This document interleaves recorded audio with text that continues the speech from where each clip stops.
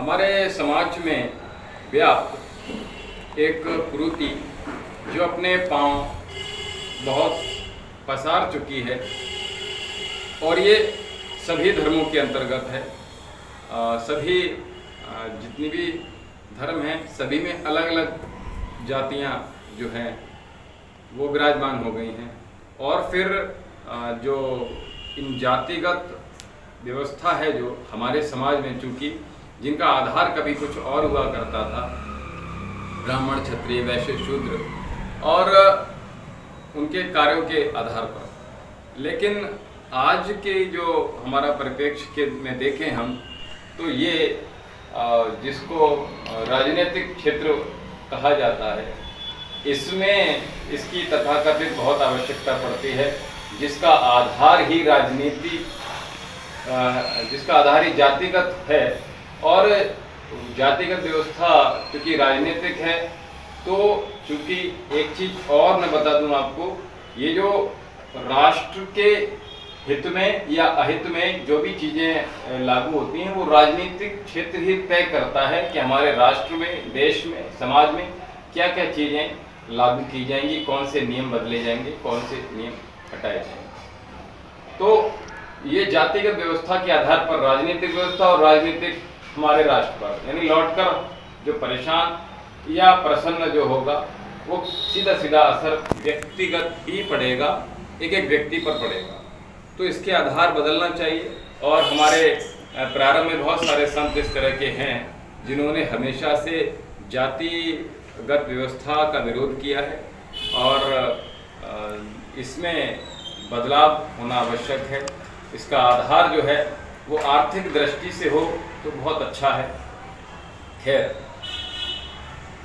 कल एक सज्जन हमारे पास आए क्योंकि वो जाति से मुसलमान थे और खैर मुझे तो इतना ही ज़्यादा मैंने पूछने की आवश्यकता भी नहीं समझी कि आप अब मुसलमान के अंदर कौन सी जाति के से आते, तो खुद ही चर्चा कर रहे थे। तो उन्होंने कहा कि मैं सिया हूँ क्योंकि मुहर्रम का वक्त चल रहा है। तो उन्होंने कहा कि हम कुछ एक हैं, अब हमारी तादाद धीरे धीरे बढ़ रही है। तो मैंने कहा मुझे इस चीज़ों से कोई लेना देना नहीं है। तो बोला गुरुजी आप तो इन सब चीज़ों को मानती नहीं हो।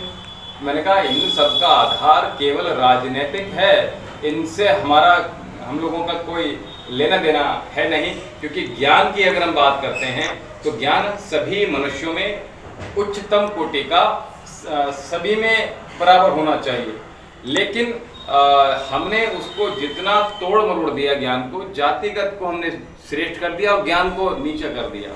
तो ये हमारे राष्ट्र के अहित हुआ है और उससे हमारा राष्ट्र उठ नहीं पाया, समाज हमारा बहुत विकृत हो गया है, उसकी जो मनोदशा है बहुत ही कुंठित हो गई है। तो वो बड़ा प्रसन्न हुआ ये बात सोचकर। मैंने कहा मुझे तो सभी लोग अच्छे हैं, सभी लोग प्यारे हैं और ज्ञान का आधार है। तो वो बहुत प्रसन्न होकर मेरे साथ गया। कुछ देर हमने आधे घंटे बात की और आधे घंटे में कहीं भी इस तरह का हम लोगों में वार्तालाप नहीं हुई।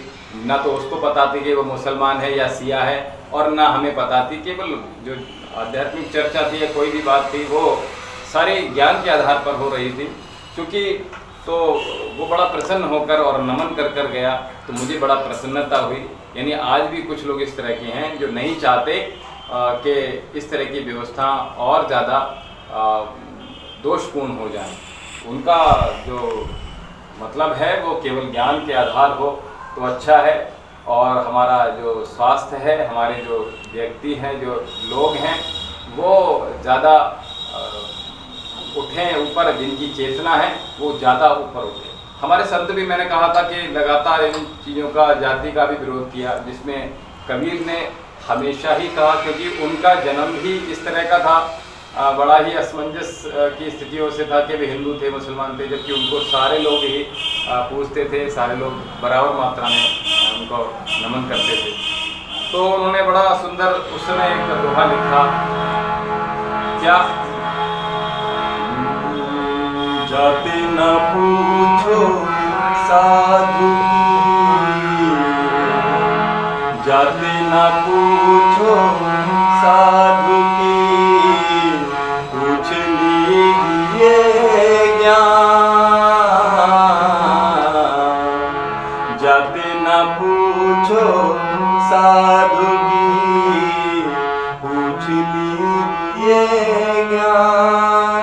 मूल करो तलवार का, पड़ा रहने दो म्याऊं।